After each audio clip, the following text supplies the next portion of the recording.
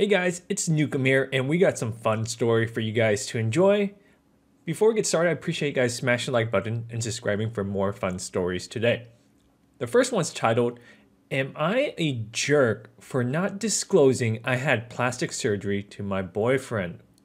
I'm a 26-year-old female, and I've been dating Max, who is a 25-year-old male, for 4 months. When I was 22, I had a nose job as I broke my nose twice as a kid and left it with a large bump. Then at the age of 23, I had breast augmentation that bumped me up 2 cup sizes. These were lifelong insecurities that I was bullied over, and it was really relieving to have them done. On to the present. I met Max through a friend, and things have been great. Last night, I was strolling through my social media while on the sofa with him. I stopped on an old classmate vacation photo where she wore a bikini and, quite frankly, had obvious implants. She looked great, and I was happy for her, but you can tell she had implants. Max glanced over at that moment and said, "Gross."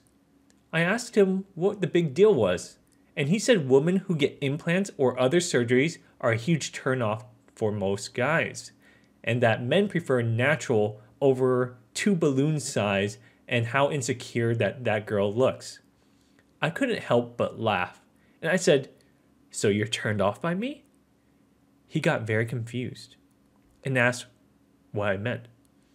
I informed him I had procedures done before, and he kept denying it, saying that I was joking until I showed him old photos of me. Then he got quiet, and shortly after, he left. I got a text saying I should have disclosed this on the first date and how I lied to him and that he needs to reconsider things. It's the next day, and he started to ghost me, and I haven't heard from him since.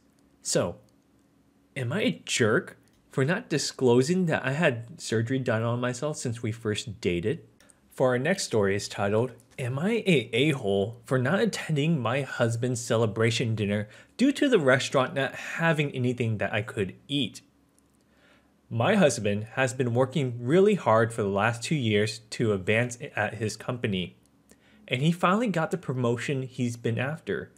I'm really proud of him, and his parents are too, and they wanted to take us all out to dinner to celebrate. My husband absolutely loves prime ribs, and there's only one place in our area that serves it, so he picked that specific restaurant. The thing is, I'm not fond of steak. I'll eat it, but very rarely. I prefer chicken or fish. I looked up at the menu before leaving, and right now, they have limited menu. The place only had 1 fish entree and 2 chicken entree, and none of them sounds good for various reasons. So I suggested that he pick someplace else that everyone can eat. He refused. He cited that we rarely get to go to this place, but go to other places in our area regularly, which is true. But those places have a lot of variety so everyone can eat. He suggested that if I asked if they could prepare a fish or chicken without the marinades or sauce, but I didn't want to be difficult for the kitchen staff. His next suggestion was that I order dessert while everyone else ate entrees, and then when we were done, he would take me where I wanted to go eat dinner while the kids ate dessert. So I opted not to go, because I didn't want to sit there not eating and not having a good time while everyone else was. My husband asked me to go so he could celebrate with the people that were most important to him. I told him no, again, and that he needed to get going before he was late. He did go, but came back a little over an hour later with the kids, and they all had to-go boxes. He said he couldn't think of what to tell the kids about why I didn't go, when they kept asking, "Where's mommy? Why isn't she here with us?" And he didn't want to do so, lying to them that there wasn't anything that I could eat, or making me sound as bad as it sounded. He just got an order for them to go and let the kids spend some time with their grandparents talking in the parking lot. I told him that he should have stayed, but he said that I put him in a bad spot with the kids, and that I knew he wanted everyone there, and that I should have just gotten over my picky eating for just one night. I maintained that if he really wanted us to all eat dinner as a family, then he should have picked a restaurant with more accommodating menu. So, am I the a-hole for this? We have an update to the story.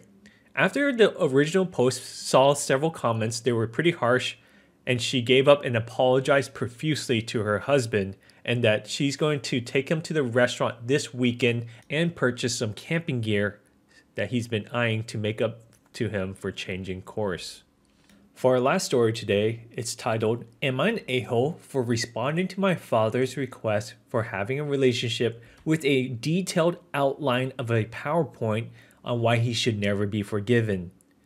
My mom died when I was 7 from leukemia, and I have very few memories of her from before she was sick, and I didn't get to spend a lot of time with her in her last year. But she was an artist, and until she couldn't anymore, she would make little collages where she was in the hospital with drawings and photos and messages for me.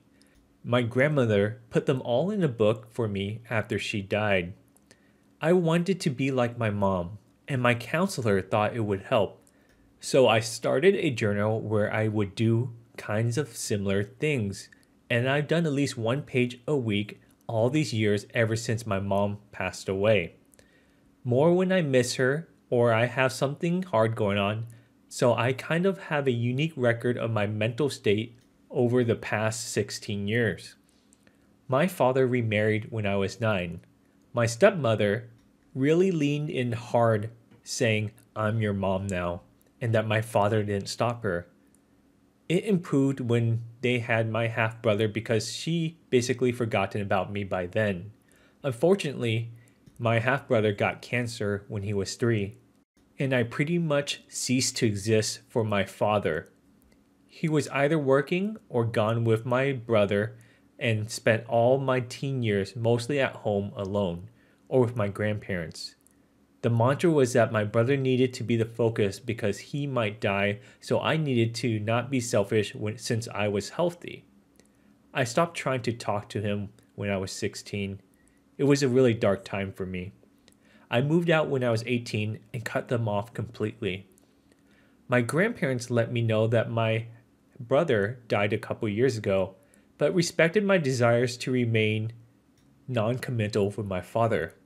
He recently reached out to my grandparents because he wants to see me and talk. I went through my old journals and made him a PowerPoint with images and entries where I talked about being frustrated and feeling abandoned and unwanted. Some with literal quotes of things my dad had said to me during arguments. Even the really dark stuff from when I was seriously depressed. Then I ended it with a photo of my mom's collage where she written, Remember that your dad and I are always here for you. And I wrote, You failed. Go away, underneath. I felt like him being able to see it from my literal perspective would communicate why I wouldn't want him back better than I could. Evidently, it worked, but a little too well, because I've been bombarded by family telling me that it's understandable that I don't want to see him, but what I sent gutted him, and he completely fallen apart after reading through it and was unnecessary and cruel. Maybe it was. I know my bar for that kind of things are weird sometimes. So, am I the a-hole? Alright guys, that's all the stories we have today. Be sure to check out the other stories we have on our channel. Appreciate all the subscribes and likes, and I'll see you guys on the next one.